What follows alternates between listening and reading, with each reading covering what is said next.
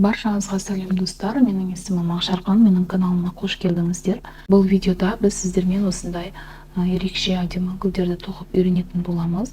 Бұл гүлдер аппликацияға арналған гүлдер, крючокпен тоқылады. Өте ерекше әдемі гүлдер. Сабағымызды бастамас бұрын менің каналыма тіркеліп, қоңыраушаны басуды ұмытпаңыздар. Сол кезде осыдан кейінгі шығып отырған видеоларды ең алғаш болып көріп отыратын боласыздар. Бізге ең алдымен осындай крючок керек, және любой үйде қалған остаток жіптер болса да қолдануға болады, болмаса жаңадан моток жіптерді алып, орташа қалыңдықтағы жіптерді алып қолдансаңыздар болады. Және бізге осындай бір кішкене бір моншақ болса, безендіруге осындай әдемі көрінетін любой өзде қандай моншақтарыңыз бар, соларды қолдансаңыздар болады. Және жіп керек. Ендеше сабағымызды бастайық. Қысқа жібімізді алақанымыздың ішіне қойып, жұмыс жібімізбен бір рет орап аламыз. Осындай шеңбер пайда болады. Бұл шеңбердің ішінен біз жұмыс жібімізді шығарып, 7 воздушный петля тоқуымыз керек. 7 воздушный петля көтереміз. Менде мінекей 1, 2, 3, 4, 5, 6, 7. Енді осы 7 петлядан біз әрқайсынан бір петля көтереміз. Біз яғни мына біріншісіне тиіспейміз, екіншісінен бастаймыз. Бізде мына бір петля болып саналады крючоктағы. Енді екінші петлямызды көтереміз. 2, 3, 4, 5, 6, 7.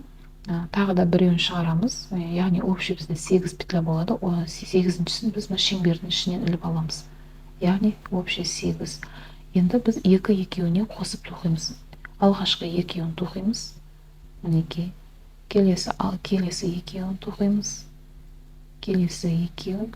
Осылайша соңына дейін 2 петлядан тоқып отыратын боламыз. Міне, біз 8 петлямызды тоқып болдық. Енді ары қарай бір воздушный петля көтереміз.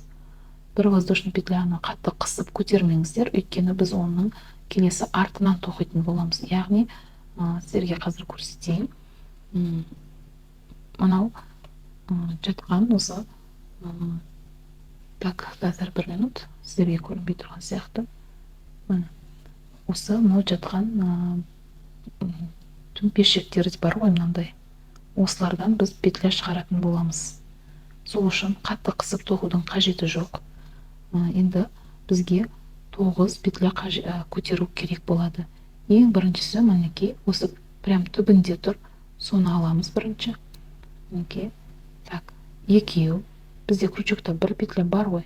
Енді оны біріншісіне санаймыз. Мінекей екеу. Кейінгісі шатасып қалды.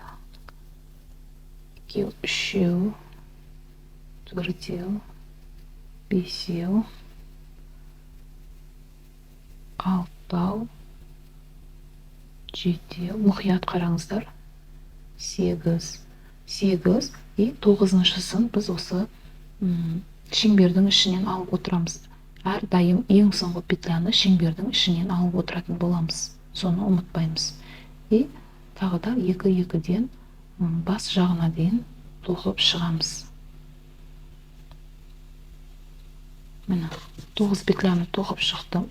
Енді тағы да бір воздушный петля көтеремін. Енді біз 10 петля алуымыз қажет арт жағына. Тура осы төмпешектерден. Өзі білініп, көрініп тұрады. Тоқылған кезде бәрі көрініп тұрады. Главное, қысып тоқудың қажеті жоқ. 5, 6, 7, 8, 9, 10-шысын шеңбердің ішінен аламыз и тоқимыз. 2-2-ден тоқып шығамыз.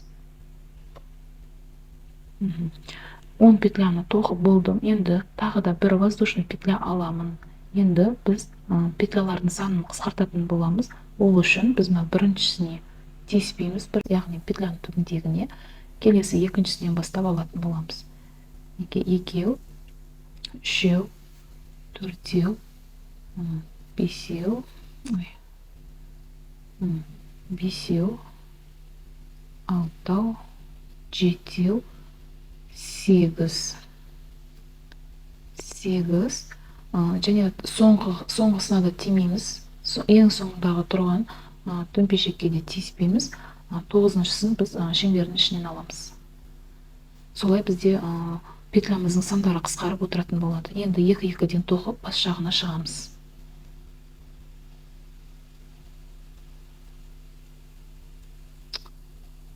Не әдет осы?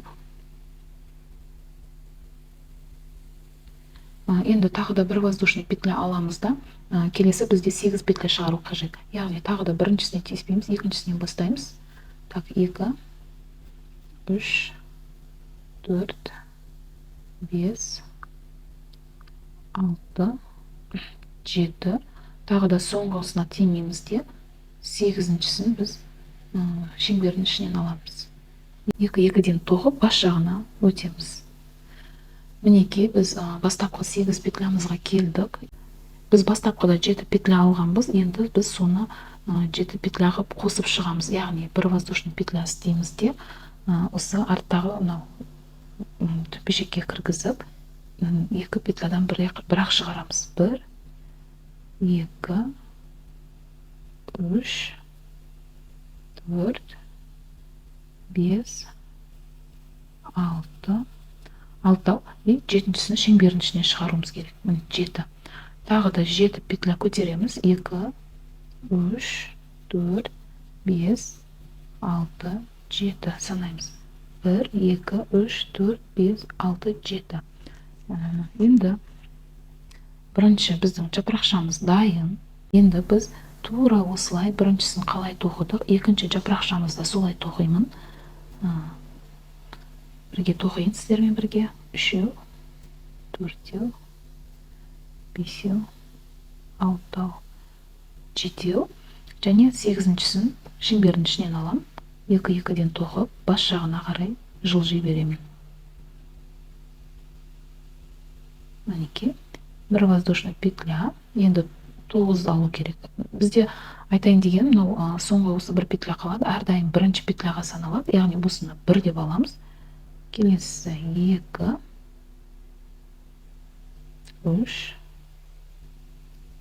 4, 5, 6, 7, 8, 9-шысын мен шеңбердің ішінен аламын. И 2-2-ден тоқып бас жағына жылжимын.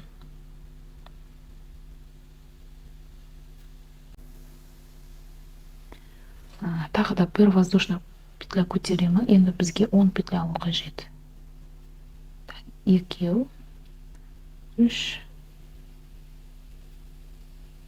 4, 5, 6, 7, 8, 9, 10-шысын шеңбердің ішінен аламын.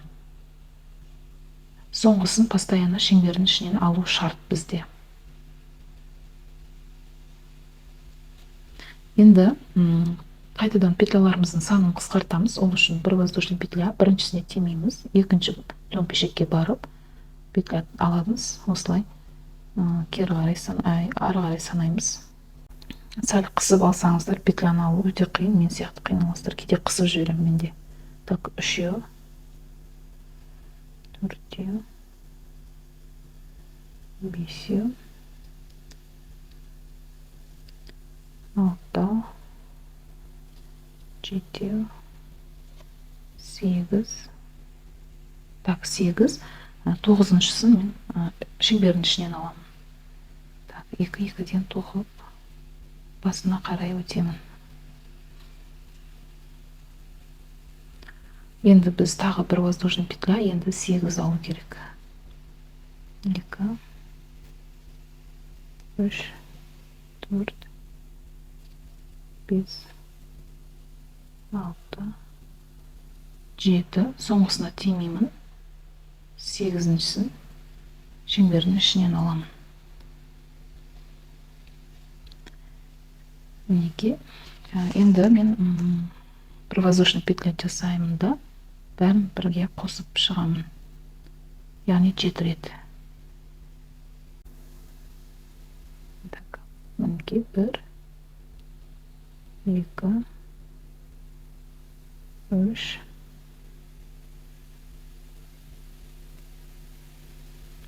4 5 6 и жетіншісін шеңбердің ішінен қосамын. Енді сіздер ары қарай өздеріңіз барлығын тоқып шығыңыздар. Яғни мен қазір сіздерге 2 жапырақшасын көрсеттім. Енді сіздер 3 жапырақшасын өздеріңіз тоқып көріңіздер. Тура қайталанады осылай. 5 жапырақшасын тоқып болған соң ары қарай қалай жинауын көрсетемін сіздерге. Мінекей мен 5 жапырақшасында тоқып болдым. Енді бір воздушный петля аламыз да жібімізді кесіп тастаймыз. Жібімізді шығарып, енді жапырақшаларымызды жинауымыз қажет. Яғни бізде осындай конструкция пайда болады. Бізде алдындағы айтқандай осы шеңберіміздің жібі осындай тартсаңыздар осылай жиналады. Осылай әдемелеп тартып, гүлімізді әдемелеп икемге келтіріп жинаймыз. Мінекей. Яғни қатты тартпаңыздар, астына тартқан жіп қатты үзіліп кетпесін, а то бәрі шығып кетеді. Қатты тартудың қажеті жоқ. Жайменде былай сәл бос тартыңыздар. Өйткені мынау жібіміз үзіліп кетсе, мына тоқылғанның бәрі бізде шығып кетеді. Сондықтан жай тартып жинаймыз. Мінекей бізде осындай гүл пайда болады. Артқа жібереміз мынаны. Мінекей осындай гүл пайда болды. Енді инемізді алып, жібімізді өткіземіз. Жаңағы тартқан жібімізді өткізіп, осы жерден бір осындай арасына кіргізіп, жақсылап енгізіп аламыз да, алды жағына өтеміз. Инемізді алдына қарай өткіземіз. Алдынан да 1-2 петля іліп алу керек. Мінекей. Сосын барып, жаңағы дайындап қойған моншағымызды кіргіземіз инеден. Кіргізіп, тағы да осы жерден 1-2 петляны іліп аламыз. Өйткені ары қарай өтіп кетпеу керек, жақсылап бекітіп алу керек. Сосын барып қана инені арт жағына қарай өткізетін боламыз. Мінекей. Өткізіп, артынан жақсылап 1-2 рет петлялардың арасына инемізді кіргізіп, жақсылап тігіп аламыз.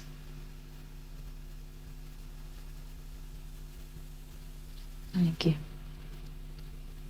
Тігіп, жаңағы бастапқыдағы кескен жібімізбен бірге қосып, әдемелеп байлап, осылай шығып кетпейтіндей қылып байлаймыз.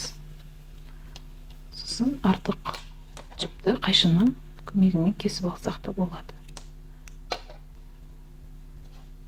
Мінекей, біздің гүліміз дайын, өте әдемі, ерекше болып шығады. Қараңыздар.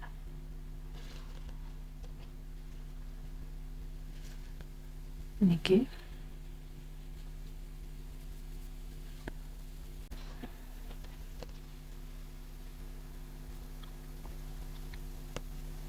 Сіздерге менің сабағым ұнаған деген ойдамын. Егер сіздерге ұнап жатса, комментарий қалдырып, лайк басуды ұмытпаңыздар. Және менің каналыма тіркелуді ұмытпаңыздар. Келесі сабақта кездескенше сау болыңыздар.